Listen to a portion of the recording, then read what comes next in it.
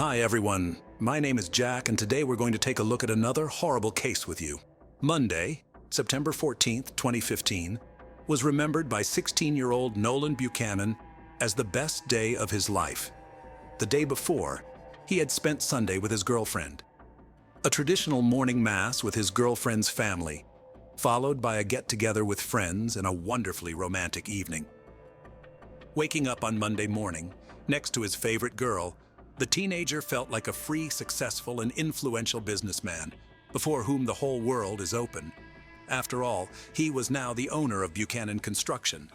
The young man was going to inherit cars, a house, land, monetary assets, and made plans how he would manage the family business alone, and certainly do it better than his father, who brought the company to bankruptcy. It would seem that what could go wrong?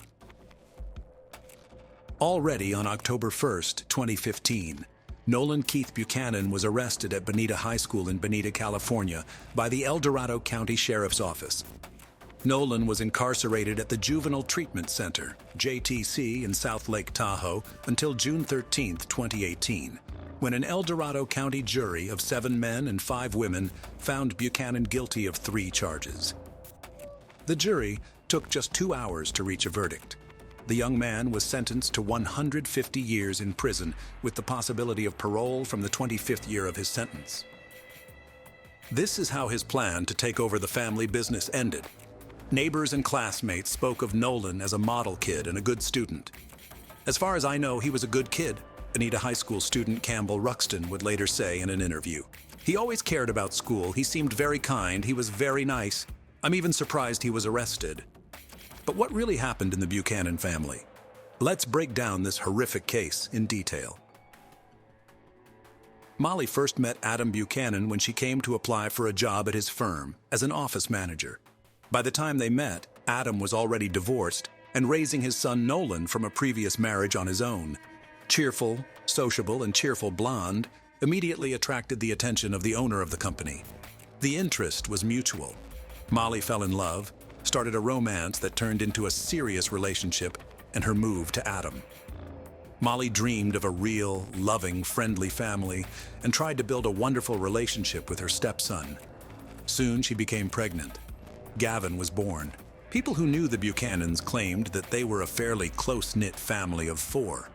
The head of the family, who owned a construction company, earned enough to ensure a comfortable life, and the family even purchased vacation property in El Dorado County, California.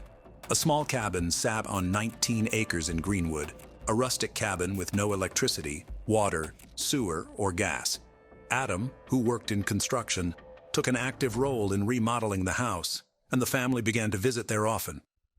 On September 13th, 2015 at 10 a.m., members of the Garden Valley Fire Department responded to a wildfire in Greenwood Township in western El Dorado County, on Highway 193 between Cool and Georgetown. Upon arrival, they found the fire had destroyed 10 acres of the property. A cabin located on the property was still smoldering, but had burned to the ground. The fire department personnel observed charred remains in the ashes. The scene of the fire was not touched, and at 11 a.m. firefighters called the El Dorado County Sheriff's Office. No one had yet realized what was at the scene. Firefighters were almost certain that the victim of the wildfire was a pet trapped in the house. The arriving coroner was faced with a daunting task. The remains of the house were still smoldering, and there was no way to examine the inside of the house. They had to wait for the flames to finally die down, and for the temperature to drop slightly. As the coroner examined the house, he smelled the sweet odor of burnt flesh, and later discovered a human skull and a burned chest. It appeared that the tragedy had claimed someone's life. The officer requested backup. Officers from the sheriff's office arrived and conducted a thorough examination of the scene. The conclusion was obvious. The small, secluded and remote cabin was not the primary residence of its owners. Rather, it was most likely a country cabin where people came to vacation. A Dodge truck and trailer were found on the property adjacent to the cabin. It was possible to run the license plates and find out who the car belonged to. The owner may have been the victim of the wildfire. It didn't take long to find out that the vehicle and trailer belonged to Buchanan Construction, a company owned by a man named Adam Buchanan. The man in question lived 160 miles from the scene of the accident, about 3 hours away in Bonita, California. This information confirmed the assumption of the police, who decided that the house was just a country residence for those who vacation here from the hustle and bustle of the city. It remained to be seen who was inside, Mr. Buchanan himself or someone else. The name of the owner of the company gave the detectives their first clue, with which they began their investigation. The Bonita police officers were tasked with checking to see if all of Buchanan's family members were well and at home. They went to the correct address and were soon in the Buchanan's driveway, where they noticed a white Ford pickup truck. At a knock on the door, Adam's 16-year-old son from his first marriage came out. He greeted the uniformed officers with surprise and asked what brought them to him. The officers decided to first find out who was in the house so as not to frighten the household. Perhaps the company car had been taken by someone from the company and not the owner himself. Nolan Buchanan said his father Adam had gone away for the weekend to his country estate, 160 miles away, with Molly and their 8-year-old son Gavin, and they were due back in the evening. According to him, his father had left him to look after the house. Investigators did not yet have sufficient reason to believe the remains in the cabin were those of the Buchanans, but the information received and the discovery of the remains, believed to be those of 2 people, by the evening of September 13th, was enough to report the family missing in the El Dorado County fire. The next day, September 14th, El Dorado County Police went to Nolan's home to talk to him more thoroughly and try to figure out whose lives the fire had claimed. Officers were met by Adam's parents, Howard and Susan Buchanan. They said that their son, the owner of the burned-out cabin, does his own home repairs and therefore travels there very often. The parents were very concerned as they had not been able to contact their son or daughter-in-law until now. From the story, the officers learned that the house is connected to generators, but at the time of the tragedy, it had no electricity. There were, however, gas cylinders inside. This gave 2 theories. The fire could have been either accidental or intentional. By September 15th, the fire scene had cooled down and investigators were finally able to collect evidence, including debris from a nearby fire pit. According to Detective James Peterson of the El Dorado County Sheriff's Office, new remains were discovered that changed the direction of the case. Police found a piece of skull with a bullet hole. At that point, we all realized that there was actually a homicide. This was not an accidental fire, reported the sheriff. The remains were collected and sent for forensic DNA testing. In the first set of remains, the bullet was lodged in the victim's thigh. The skull with the bullet hole, judging by its size, belonged to a child. The version of fatal accident dropped by itself. The version of murder came to the forefront. No one now doubted that the fire was a means of destroying the traces of the crime. It remained to find out under what circumstances the crime had taken place. Was it a burglary that had gone wrong? Or had the family taken their lives deliberately? But then by whom and why? Or could the crime be related to Buchanan Construction, a company where Adam Buchanan was president and chief operating officer, and someone harbored a grudge against him due to a working relationship? Initially, investigators focused specifically on the latter theory. They also looked into Molly's life to determine if she had any enemies capable of the crime. Once those lines of inquiry stalled, officers turned their attention to problems in Molly and Adam's marriage. There proved to be plenty of them. Investigators learned that over time, Molly and Adam's relationship began to deteriorate, and at the time of the crime, they had been sleeping apart for quite some time. A diary was found in which Molly described abuse from Adam. Witnesses interviewed described rough treatment and abuse. According to them, Adam was rude not only to Molly, but also to the children. Molly's mother, Susie Slankard, admitted to investigators, "There were times when I was afraid they would kill each other in one of their arguments." Molly did not sever her relationship with Adam, but would periodically take her son and leave to go to her parents' house and return a few days later until the next fight. It also turned out that the couple liked to hunt in the area where their country house was located.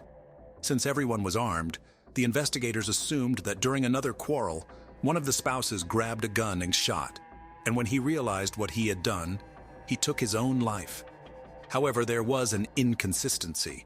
If the tragedy happened because of a conflict between husband and wife, it means that near the remains of one of them must necessarily be the instrument of crime, which, however, was not. Investigators speculated that the weapon may have been damaged in the fire and may not have looked as obvious as expected. Over the course of 5 days, forensic team members took turns removing ashes from the home. The search was conducted with surgical thoroughness, but did not yield the expected result. No weapons were found in the house. By this time came the data of forensic examination. The examination confirmed that the DNA of the bodies belonged to Adam Buchanan, Molly McAfee, and their 8-year-old son. All 3 victims had suffered gunshot wounds before the fire, and the angle of the bullet wounds ruled out the version that someone took their own life. The lack of firearms meant that someone else was in the house. A 4th person who shot the Buchanans, and the investigation had to start over. Police had no choice but to turn to the 16-year-old son of the deceased. Nolan told officers that the family drove away in an old Dodge truck. According to the son, his father decided to use the company vehicle rather than his personal Ford, which was parked in the driveway, because he had loaded the truck and trailer with rocks that he was going to decorate the area near his country cabin. It was this truck that police found near the burned structure. When asked why Nolan did not go on vacation with his relatives, the young man, as in the first interview, said that he had a duty to look after the house and garden during the absence of his father and stepmother. Nolan also said that they had a neighbor growing forbidden grass on the edge of the Buchanan property, which caused his father to have frequent arguments with this neighbor, demanding that he stop planting the grass and threatening to go to the police. Talking about the family business, Nolan told of the company's financial difficulties. Things were not going well. The company was undergoing downsizing and the number of employees was down to 5. From what his father said, the debts associated with the business were increasing rapidly. So now the investigation had a lot of useful information, and the detectives had a suspect, a neighbor, especially since in that area, violent crime was often linked to the cultivation of illegal herbs. Detectives felt that the threat of going to the police could have led to the murder of Buchanan and his family. The problem was, no one had any idea which neighbor they were talking about. Investigators canvassed the neighborhood, interviewing all the homeowners in a row. The tactic was successful. They found a man who confirmed the story of a quarrel with Adam over growing a forbidden crop. But according to him, after a sharp conversation, the conflict was over. The neighbor had an alibi, and another version turned out to be untenable. What remained to be dealt with was the financial crisis that had hit the family's business. On September 18th, the police visited Adam's company and interviewed the employees. Nolan's words were true.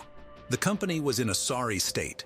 It was threatened with bankruptcy, as the amount of debts exceeded $30,000. Because of this, some employees were fired. It turned out that some of the former employees were extremely dissatisfied with the reduction and therefore could be involved in the crime. And that's where investigators got lucky. Over the weekend, the local high school organized a community cleanup day. The students were clearing debris from a business park just a mile from Adam's construction company. It was there on September 19th that a small purse with a wallet and identification cards belonging to Molly McAfee and Adam Buchanan was found under one of the bushes. A .22 caliber rifle was lying nearby. Detectives immediately went to the scene of the discovery. The county sheriff's office made a new assumption. The perpetrator had massacred the Buchanan family with the found rifle and, covering his tracks, had taken their documents from the crime scene. The discovery was important because it meant that someone had traveled all the way to Greenwood to kill the family, and then returned to Bonita to dispose of the bag and murder weapon.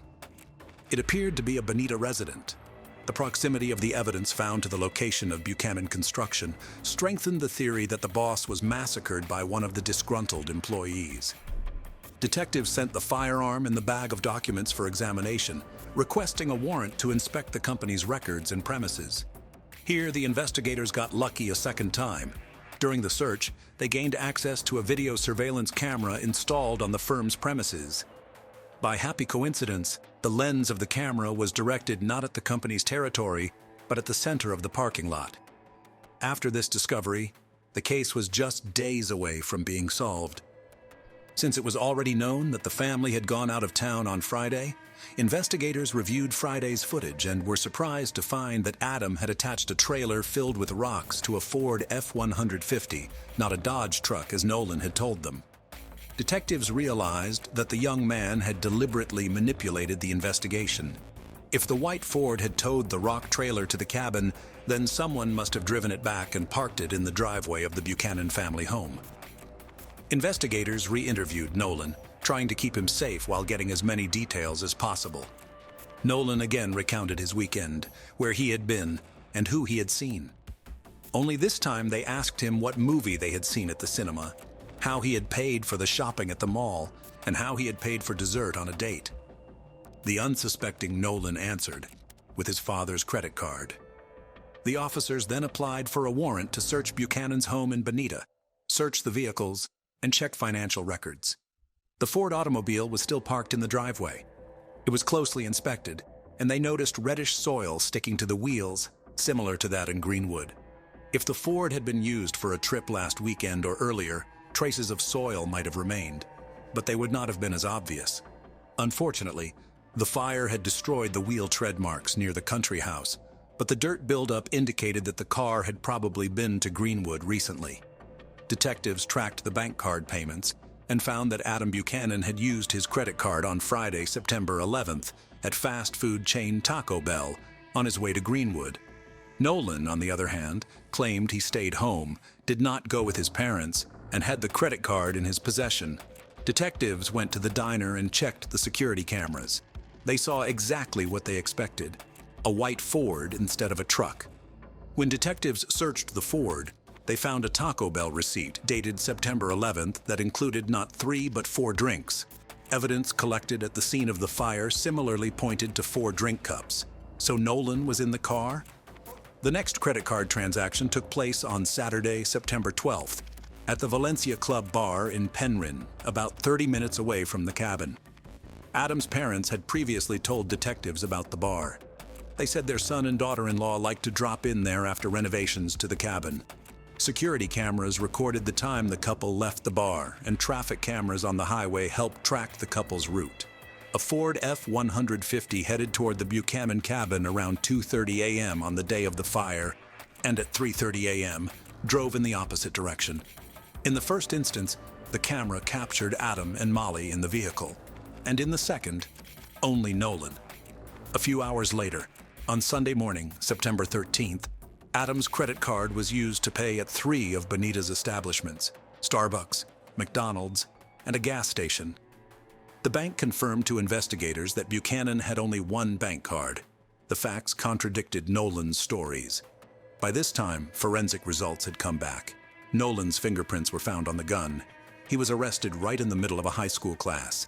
Nolan Buchanan pleaded not guilty to the charges against him.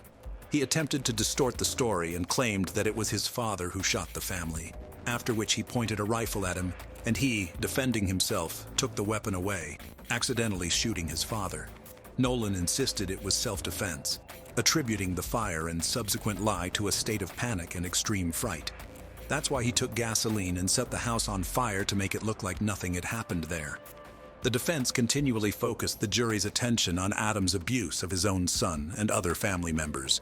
The medical examiner questioned the verdict because the bullet wound mark on a piece of Gavin's skull was consistent with a shot fired at nearly a 90-degree angle.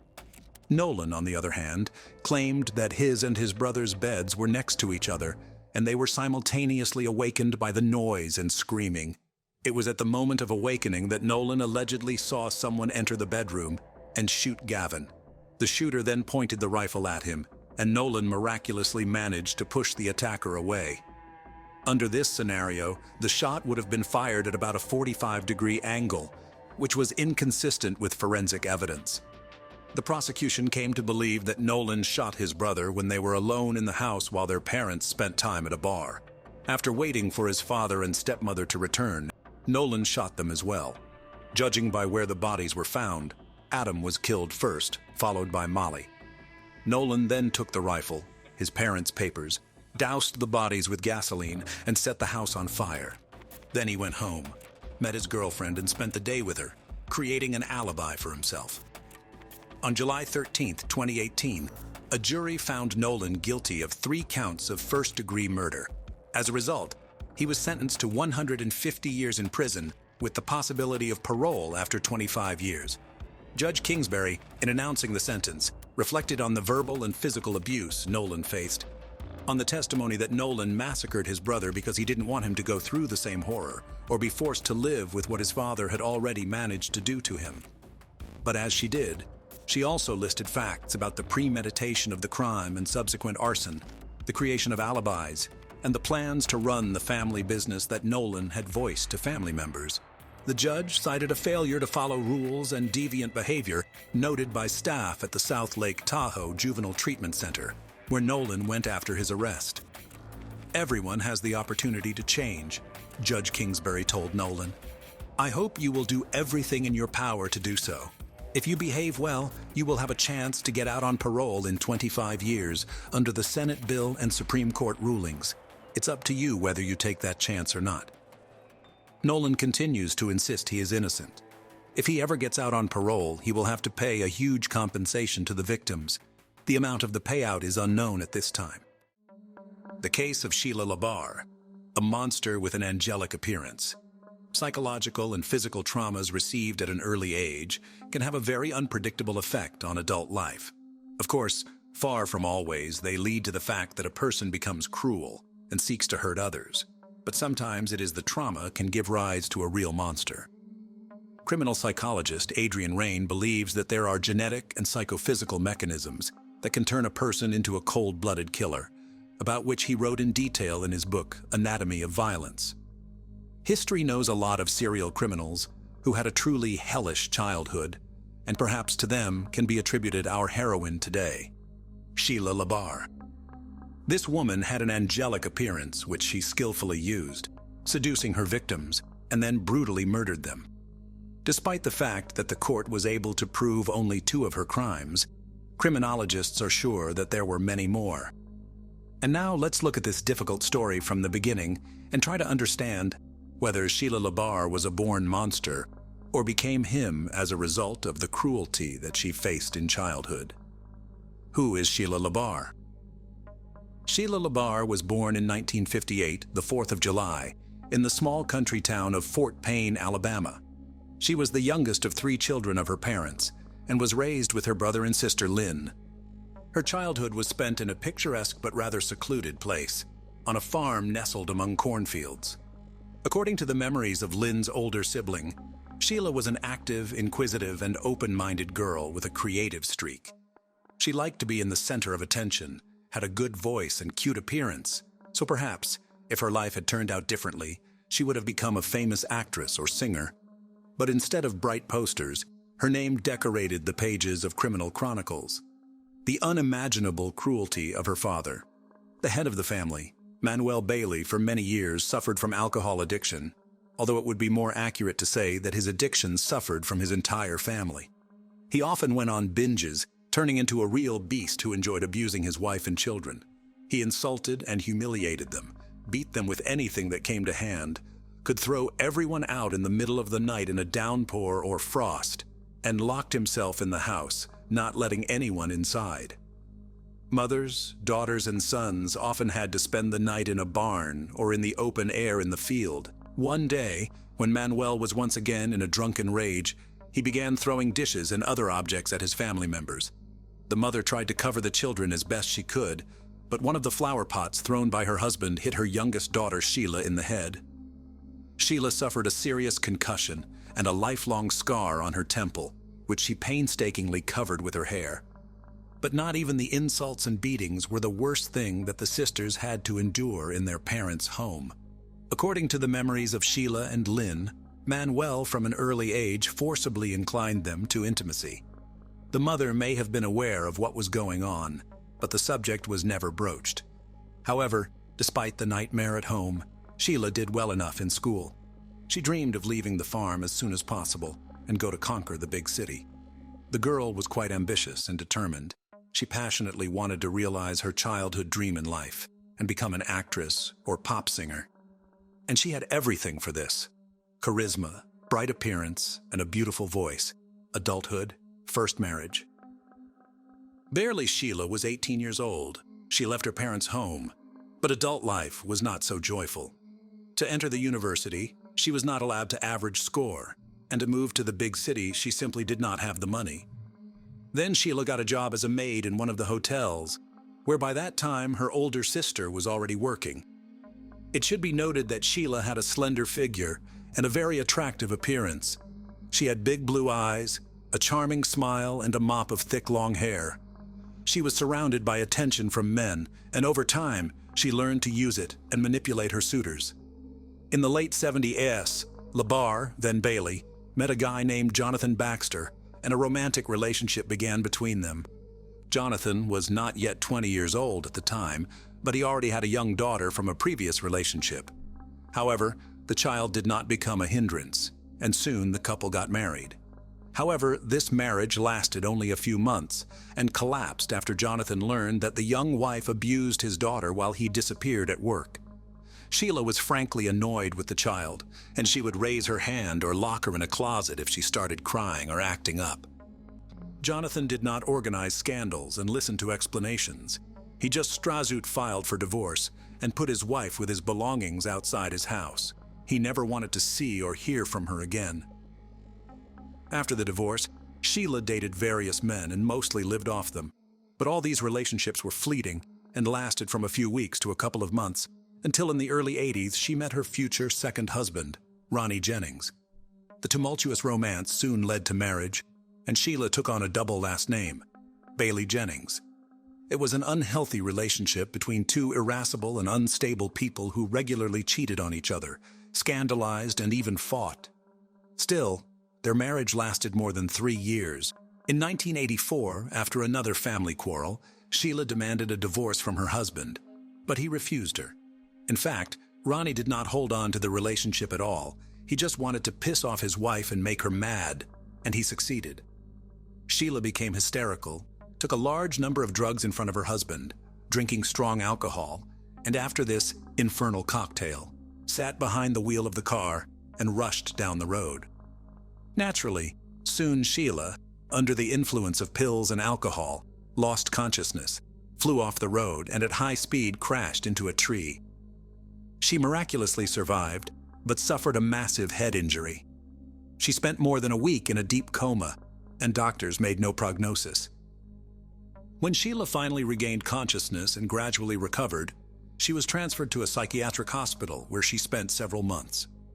She later complained to her sister that one of the orderlies was constantly harassing her and possibly taking advantage of her helpless state when she was heavily sedated. After all this, Sheila returned to her second husband's home, but began to behave not just aggressively, but threateningly toward him.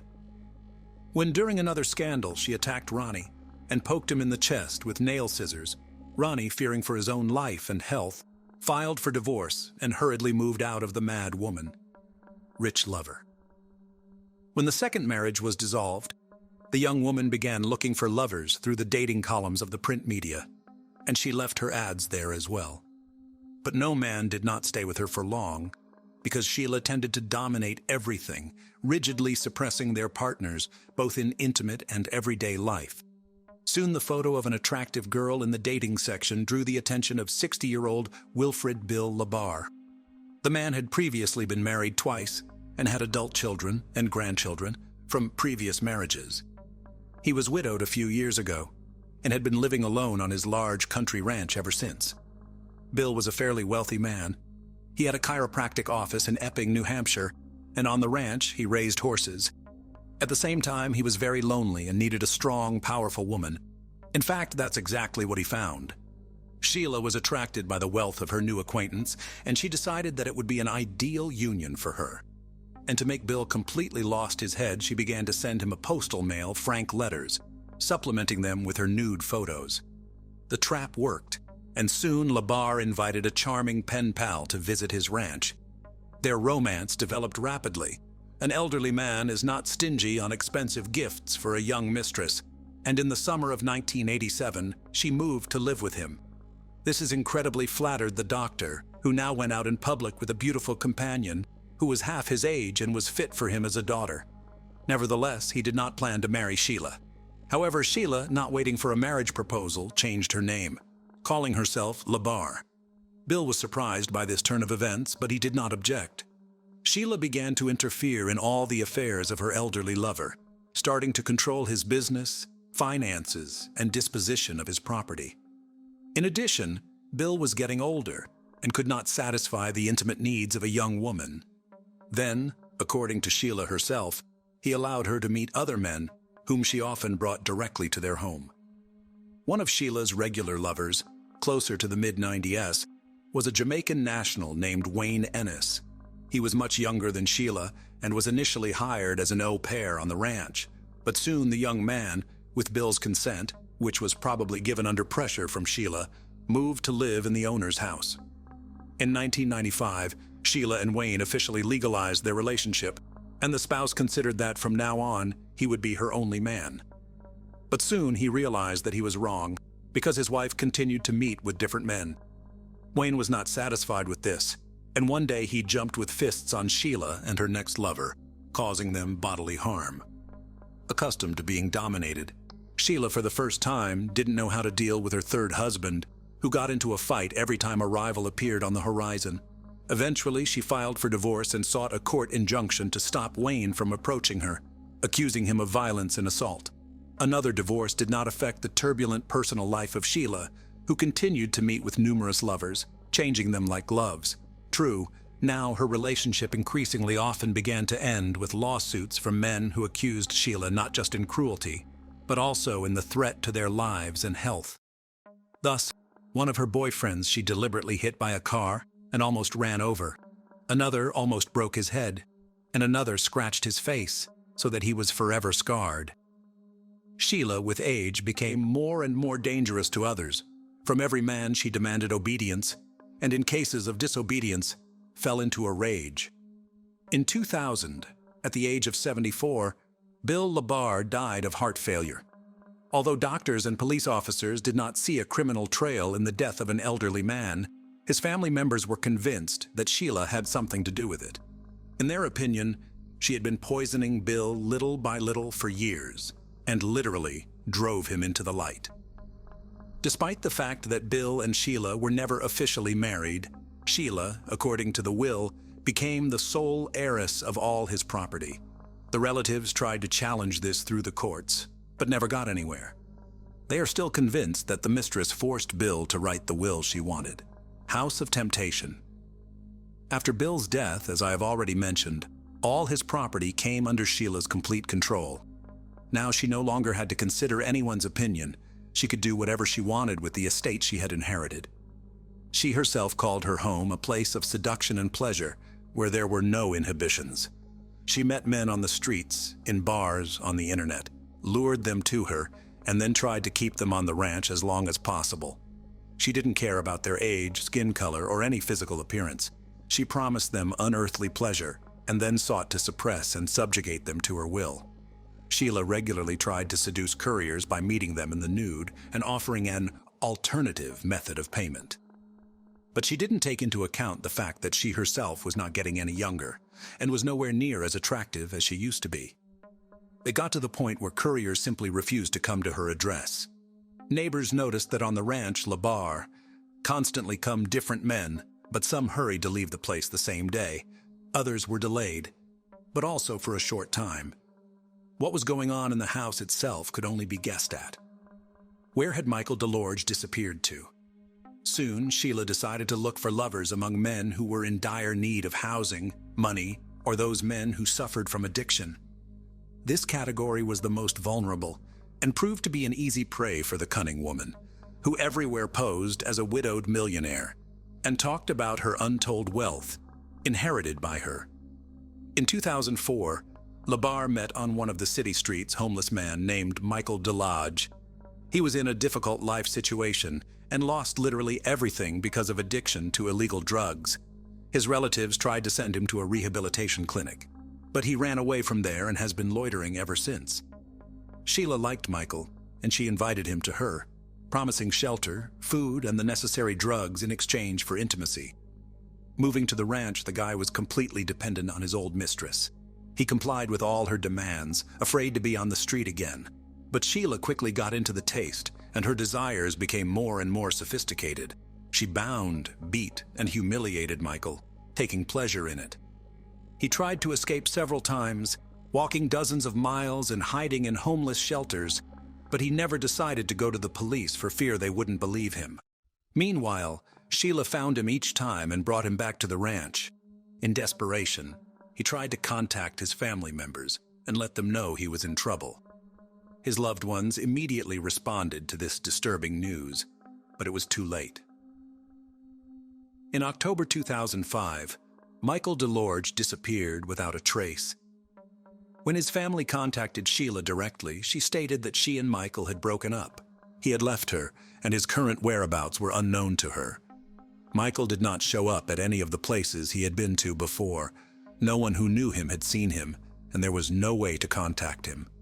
Contacting the police was fruitless, and LaBarre remained beyond suspicion, trusting Kenny County. Sheila's tales of her exorbitant wealth were greatly exaggerated, and the house and automobile had to be maintained, so she was forced to get a job. Naturally, Sheila chose an occupation to her liking. She became an operator of intimate phone services. Since she had a truly enchanting voice, men fell for the bait and offered to meet her in person. Among such guys was Kenny County, who at the time of their acquaintance was barely 24 years old. The young man was attractive in appearance, very good-natured and open. However, he had a low IQ level, due to which he was very gullible. This was exactly the kind of guy LaBarre was looking for. Kenny was very close to his mother, on whom he actually depended, but Sheila, with the help of clever manipulations, managed to break this connection and literally lure Kenny to herself. She made him an unforgettable night of love and promised that they would be like this all the time. The young man decided that he had met the woman of his dreams, about which he informed his relatives, and then moved to live in Sheila's house. But soon Sheila showed the guy her true face, having arranged for him a real torture room in one of the rooms. Each time, intimacy inevitably turned into a brutal beating or something worse. Kenny's body was covered with bruises, abrasions, scratches, cuts, and burn marks. But he could not leave the house of the mistress who had completely subjugated his will. Sheila did not allow him to see and communicate with his loved ones, and his family could only guess what was happening to Kenny. The first alarm was raised by neighbors who periodically noticed the guy and were horrified by his sickly appearance. A few days before his disappearance, a local store clerk took a picture of the young man on her cell phone camera, and later this picture was attached to the case file in court. In the photo, Kenny's condition could be described as deplorable. He was very thin, there were huge bruises under his eye and on his cheek, and his nose was probably broken.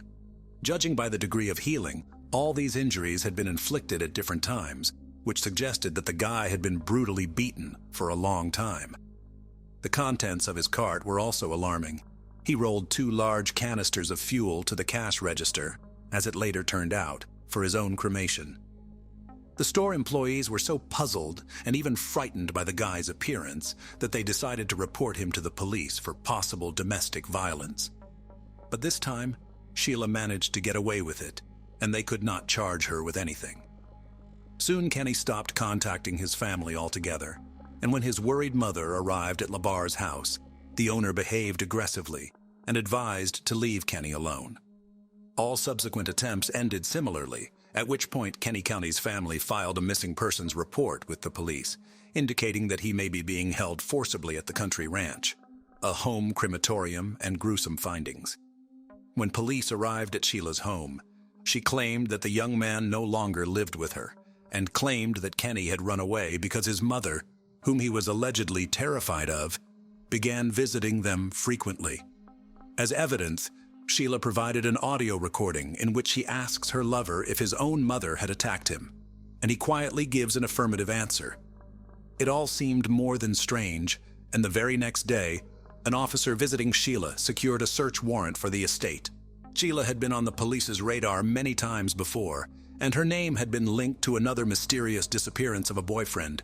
But over the years, Sheila had never been questioned, and her house and grounds had never been searched. When the police arrived, they did not find LaBarre at home, but they did see several fires burning near the outbuildings.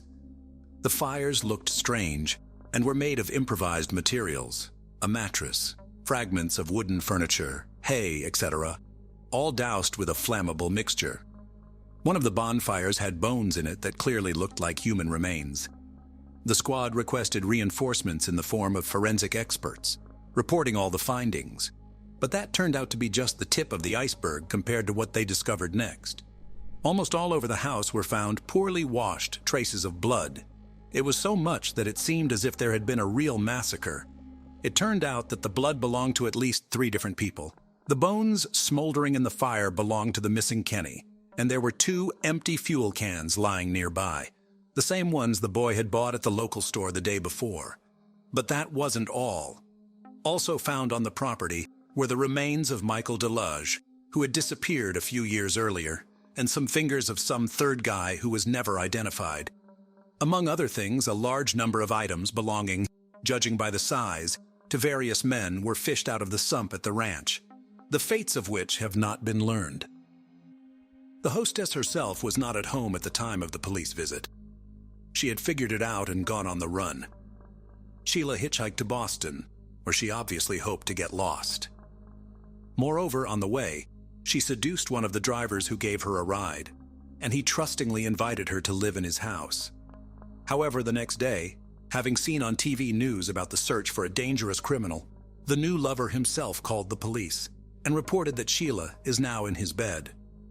It was there that she was arrested. During the search of Sheila's home, another frightening find was made, a box of videotapes. On the tapes, Kenny, Michael, and several other men confessed to horrific crimes, but judging by the guy's appearance and condition, they made these confessions under torture. Since Labar's arrest, her mental health has raised a lot of questions, so the court ordered the necessary evaluations. Sheila was found to have a delusional disorder, as well as signs of schizophrenia. She called herself an angel sent from heaven to protect children from rapists. It was Sheila's failing mental health that became the basis on which her attorney tried to build a defense. He called his client a profoundly sick person and tried to prove that she was not aware of her actions. The reason for this was the mental and physical trauma she had suffered as a child. The defendant herself claimed that many years ago, when she was in that terrible accident and found herself in a coma, on the verge of death, she met with God, and the latter told her to cleanse the world of men who infringe on children. Sheila's ex-husbands and some of Sheila's lovers also spoke in court, who, in one voice, called her a crazy, unstable, and extremely violent woman. And Wayne Annis, the third husband, said that the ex-wife repeatedly persuaded him to kill Mr. Labar in order to seize his property. But despite the defense's attempts to convince the court that Sheila was insane and in need of treatment, it was proven that she was aware of her actions at the time of her crimes. She was found guilty in July 2008 and sentenced to life imprisonment without the possibility of ever being released. All of her appeals were rejected. Sheila is now serving her sentence in Florida at Homestead Correctional Facility. Lisa Maria Kaiser was born in 1994 in a large family where her 8 siblings also grew up. It was a large, but far from prosperous family. Parents were busy with their own problems and did not show love and care towards their children. Moreover, there were rumors that abuse and violence were rampant in the family. The story in question unfolded in the year 2020, at the very time when the whole world was consumed with the fight against COVID-19. In one corner of Ecuador, quietly and unnoticed, truly terrible events were unfolding. Here, in the small parish of Pifo, on the northeastern outskirts of Quito, the protagonist of this tragic story was born and raised. Lisa Maria Kaiser, a woman with an enigmatic gaze whose life story became a true Ecuadorian nightmare. On that unfortunate Tuesday, October 27, 2020, Lisa sent several messages to the father of her children, David. They were words full of despair, because their paths with David at that time had already almost parted. In these lines, she confessed her love for him and her unexpected new pregnancy. However, in subsequent messages, Lisa wrote that life was losing its meaning for her, and the decision to terminate the pregnancy was inevitable. Throughout the night, Lisa pleaded with David to come to her, but his refusal was resolute. His parents also urged him to stay home, and David took their advice. In the early morning hours of October 28th, neighbors in Lissa's home heard a faint cry for help. Looking out the window, they found a woman lying on the floor with signs of vomiting. The neighbors rushed to help her, immediately calling emergency services. The doctors and police arrived and found Lissa in a critical condition, but still alive. After administering first aid, she was immediately hospitalized. However, in the house, her children, a girl of 5 and a boy of 9, were found unconscious. The doctors were unable to help them. Their little hearts had stopped beating at that point.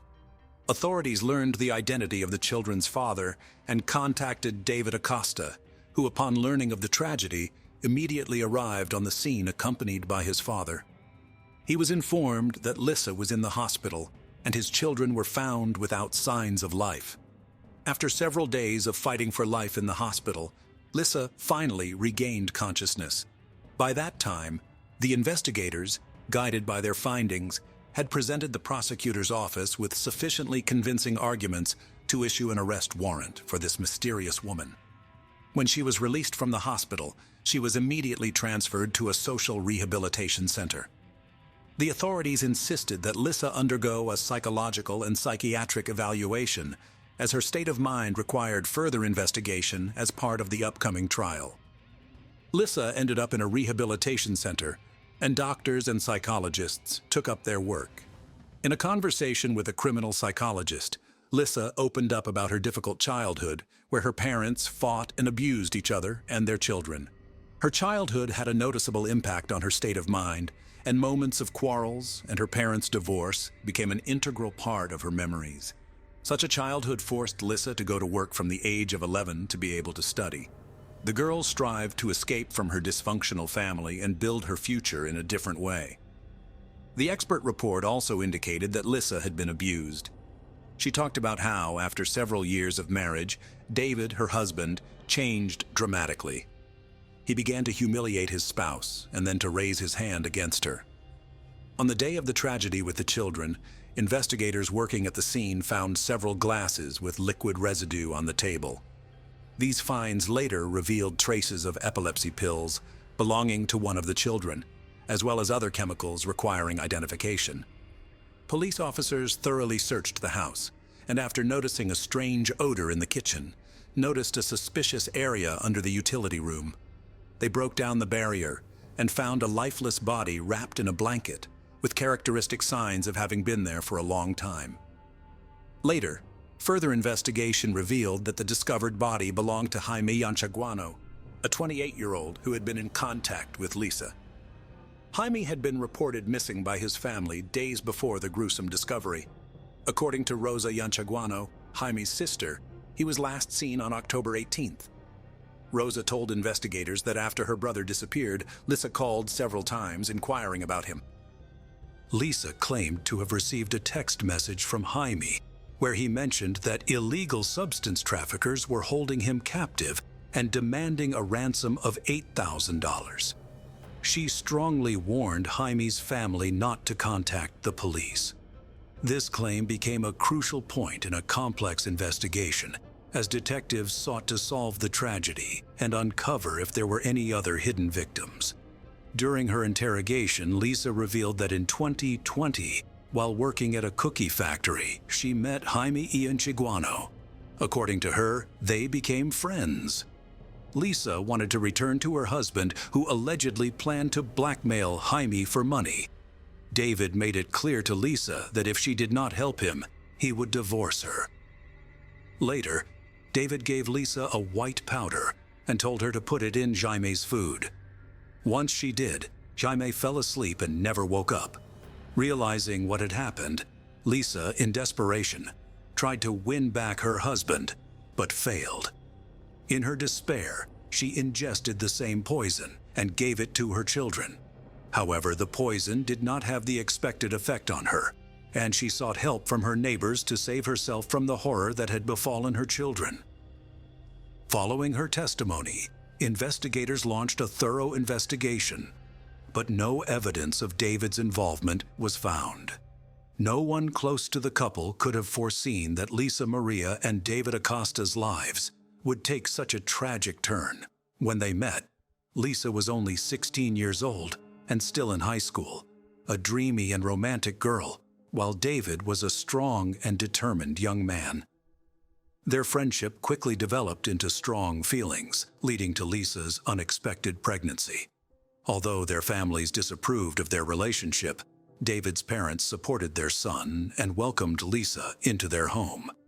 In difficult times, David's family provided genuine support to the young couple, even inviting Lisa to live with them to ensure she completed high school. When Lisa turned 18, the couple got married. 2 years later, they were expecting their second child, a daughter. David's parents decided to provide the young couple with their own home, giving them an apartment where they found a corner of family happiness. However, over time, their relationship began to deteriorate. Both spouses were unfaithful, leading to mistrust and disappointment. Their once boundless love began to weaken. Lisa also complained of psychological abuse from David, prompting her to seek help from the police. Eventually, she was granted a protective order, forcing David to leave the family home. At this point, Lisa began to blackmail David, demanding money for the chance to see their children. In early September 2020, Lisa's life took an unexpected turn when her eldest son began suffering from seizures. In desperation, she took him to the emergency room at Baca Ortiz Hospital. After stabilizing his condition, doctors conducted tests and diagnosed a focal form of epilepsy, a severe condition affecting a specific part of the brain. Doctors advised Lisa to undergo further tests, including MRIs, and to consult specialists urgently. However, Lisa ignored these recommendations. A month later, her son suffered another seizure, and they returned to the emergency room. Reviewing his medical history, doctors discovered Lisa had not followed their earlier advice, failed to complete tests, and had not seen specialists, leaving her son without necessary treatment. They warned her that continued neglect could lead to legal consequences. Despite the warnings, Lisa disregarded the medical advice. A few weeks later, after her son's condition resurfaced, she called David, who was alarmed by her serious tone. She informed him that a social worker would visit to discuss. To brighten the waiting time, Lisa offered him a drink. However, as David drank the drink, he suddenly felt unwell. His condition was worsening, and the social worker had not shown up. So David decided to go home to get something to deal with his discomfort. The next morning, David woke up in a terrible state. He could barely speak because his tongue was numb. Every step caused discomfort, and his eyes hurt. His parents insisted on calling an ambulance. David was taken to the hospital where he spent several days.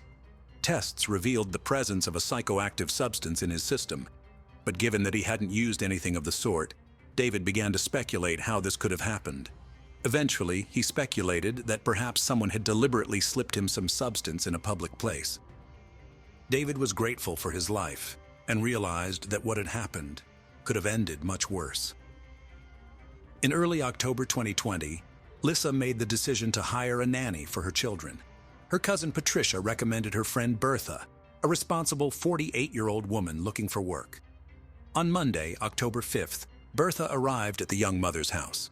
Lisa urged her to take a pill that she said helped prevent infection with the COVID-19 virus, an epidemic of which was at its height at the time. Claiming that it was a highly effective natural remedy, Lisa convinced Bertha to swallow the medicine and enter the house. They sat down to discuss the babysitter's childcare duties. A few minutes later, Bertha began to feel sick. She felt a headache. Her stomach began to upset, and eventually she vomited. A short while later, Patricia showed up. It turned out that she had called her cousin repeatedly, but Lisa didn't answer, which alerted Patricia. She decided to check what had happened and immediately went to her house. Upon entering, she found Berta lying on the couch, who was practically fainting already. Lisa shared with her cousin what had happened and expressed concern. Learning that Lisa still had not called an ambulance, Patricia immediately did so herself. After a while, doctors arrived and sent Berta to the hospital. The condition of the victim managed to stabilize. Doctors diagnosed poisoning with a toxic substance, which often happens when using various medications. Doctors decided that Bertha did not tolerate some component of the composition of the pills from COVID-19. A few months before this tragic incident, in June of the same year, Lissa's former buddy, Mark Escanto, had died of poisoning. At the time, the cause of his death had gone unnoticed. But now, given all these strange circumstances, Mark's case required additional attention. Investigators scrutinized the deceased's home and found Lissa's fingerprints on the glasses used the night before Mark's death. This fact added new evidence to the investigation, pointing to Lissa's possible involvement in the incident. But suddenly, a new accusation was made against Lissa. Her own family made a shocking report to the police. It turns out that on September 2nd, the family had a family gathering where Lissa offered to let everyone taste a drink of her own making. 7 brothers and sisters of the young woman, as well as their parents, drank the unknown drink and immediately felt sick. Fortunately, no one died, but the 56-year-old mother suffered a stroke. Lissa's father claimed that while the relatives were seeking medical attention, his daughter stole $1,300 from the house. Now the investigation included not only crimes against the children and a former boyfriend, but also an incident that jeopardized the lives and health of her own family members. As it turned out, that wasn't all. Investigators encountered another strange event. In May of that year, Jose Luis Erazo, a friend of Lissa's, was found dead in his home. A few days before, Jose had suddenly disappeared, and neighbors soon smelled a rotting odor, prompting them to contact the authorities. An examination of the body initially revealed nothing suspicious, and was ruled a heart attack. But one of Jose's sisters suspected something strange and hid a bottle of alcohol found in the refrigerator. In addition, Jose's family noticed that some items were missing from the house. It turned out that Lissa and Jose were friends, and when the guy died, the alleged killer contacted his relatives by phone. With a distraught voice, she stated that Jose owed her a large sum of money, and she had to contact the family to repay the debt. This cunning plan did not work, and a little later Lissa called Jose's family again, changing her voice to conceal her identity. Identifying herself as Jose's friend, she claimed that she was pregnant by him, and now had to apply for child support. Although Jose's family did not believe these stories, Lissa was not about to give up and made a third attempt to deceive them. She said she knew who was responsible for Jose's death and offered to meet to uncover the details. Had she not been arrested on charges of killing her own children in Jaime, the list of victims might have gotten longer. When the media reported the arrest of Lissa, who had poisoned 3 people, Jose's relatives understood. They immediately reported their suspicions to the authorities, and Jose's body was exhumed for forensic examination to determine the true cause of death. The relatives were not mistaken. Traces of poison were found in the remains of the deceased. On December 22, 2020, a hearing was held for Lissa Maria Kaiser for the murder of her 2 children, whose names and photos were classified, and for Jaime Yanchaguano. The trial was conducted virtually due to restrictions related to the spread of the COVID-19 virus. Lissa had been in contact from a social rehabilitation center. The prosecutor's statement said that Lissa gave her children a toxic mixture of insecticides and anti-epileptic drugs. In interrogations, she claimed that she had grown desperate and could not leave her children with her husband David, who did not care for the children. In fact, she admitted that she wished them dead. At the end of the hearing, the judge issued the defendant a court pass and ordered her remanded into custody pending trial. The children's trial next took place in 2021 at the Pichincha Provincial Court. The prosecutor presented a set of evidence to prove Lissa's guilt. Among them were statements by David, who revealed the content of messages the wife had received on the eve of the tragedy. In one of the messages, she claimed that she would take with her what belonged to her, referring to the children. She said she didn't know where her children and herself would go, heaven or hell. But now she felt as if she was in hell. Lissa added that she doesn't expect her husband to forgive her, because she knows he hated her, and now he will hate her even more. David also spoke about his unstable relationship with his wife. At the hearing, the defendant's reconstructed testimony was presented, stating that she took 2 pills that day, called for help, and then passed out. According to the reconstruction conducted by the prosecutor's office, the daughter died while still in bed, and her older brother tried to take a few steps to call for help. but fell and died. The conclusion of the forensic medical examination was extremely clear. The children died as a result of a premeditated crime. The deaths were the result of suffocation caused by pulmonary edema and intoxication caused by a mixture of epilepsy medication and other unspecified substances, presumably insecticides and disinfectant. The prosecution also charged Lissa with the death of Jamie Ianchaguano, whose body was found bricked up in the kitchen. The perpetrator was also suspected of attempting to kill David and members of her own family. The hearing raised the issue of Lissa's irresponsible attitude to her son's health after being diagnosed with localized epilepsy. The mother ignored instructions for further tests and follow-up examinations, and when the boy was hospitalized again, his condition was exacerbated by her own mother's negligence.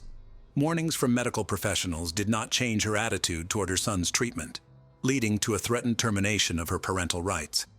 Lissa's mental health investigations revealed her to be highly emotional and environmentally dependent. She sought constant attention and understanding from others, and experienced severe anxiety when events did not unfold according to her plan. She also exhibited a tendency to self-harm. She attempted to say goodbye to her life at least 3 times, but was unsuccessful each time. Witnesses described her as insecure, attachment-seeking, exhibiting schizoid and erratic behavior. The findings of the psychological analysis also emphasized that on the day of the tragic events, Lissa acted with full awareness of her actions. After a long trial that lasted 10 months, Lisa Maria Kaiser was found guilty of the crime against her children. The Pichincha Provincial Court sentenced her to 34 years and 8 months imprisonment. In addition to this, she was ordered to pay David a compensation of more than $20,000. It was noted in the press that Lisa remained calm throughout the proceedings and only showed emotion when her children were mentioned. The Jaime Ianchaguano murder case, which began in August 2021, appeared to be unfinished. New details were revealed during the court hearings. Lissa admitted giving her friend a white substance mixed with alcohol, but claimed she got it from David. However, the investigation proved otherwise. According to a psychiatrist who interviewed Lissa, she did not want to take Jaime's life. She wanted to intimidate his family so she could then extort money. She did demand $8,000 as ransom. Experts called the plan disorganized, which ultimately led to the crime. In addition, forensic tests revealed that it wasn't that simple. Jaime was found to have poison in his system, and the cause of death was strangulation. The body was found with a shattered ribcage and wire around the neck. Lissa claimed that after her friend died, she decided to bury him under a back room and cement him in. The store owner's testimony confirmed that Lissa bought building materials during the days of Jaime's disappearance. After the parties' arguments, the prosecutor's office requested a new trial in April 2022. At that trial, an additional charge of extortion was filed. Lissa called Jaime's relatives, claiming he was being held by a group of gangsters, and demanded $8,000 for his release. The defense relied on the lack of conclusive evidence that Lissa was involved in Jaime's murder. Nevertheless, she was found guilty and received a 22-year prison sentence, as well as a sentence to pay $5,000 to the victim's mother. While Jaime's trial was underway, the investigation of Mark Escanto and Jose Luis Erazo, Lissa's alleged victims, was nearing completion. Mark Escanto was 48 years old, and tests conducted after his death revealed traces of the same substance that Lissa had given to her children. In addition, Mark was found to have severe inflammation of the stomach.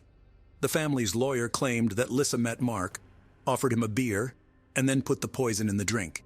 A glass with Lissa and Mark's fingerprints, as well as a swab containing the woman's DNA, was provided to authorities. Alleged motives for the murder included jealousy and money. It is also known that Lissa had asked Mark to help her financially, and there is evidence that he loaned her at least $120. Mark was Lissa's first known victim. The final outcome of this case, as well as that of Jose Luis Erazo, remain unknown. They may not have been reported in the press, or the investigation may not yet have reached the stage of being formally charged and brought to trial. At the time of her brutal crimes, Lissa Maria was only 26 years old. Her high-profile criminal case has become one of the most horrific and disturbing in Ecuador's recent history. These crimes made her known throughout the country as Doña Venado. Lisa Maria Kaisi is recognized as a serial killer in Ecuador. Her victims have endured terrible suffering, and their relatives have suffered unbearable pain. The charges include 5 murders and 9 attempted murders. Under Ecuadorian law, the maximum sentence she could face is 40 years in prison. That means Lisa could be released when she turns 70 years old. It is still unclear what motivated Doña Venado to commit such horrific acts. Was her act the result of resentment for not getting what she expected in life? Many speculate that the motive was money, and in David's case, Lisa acted out of a lust for revenge, which led to the tragedy with her children.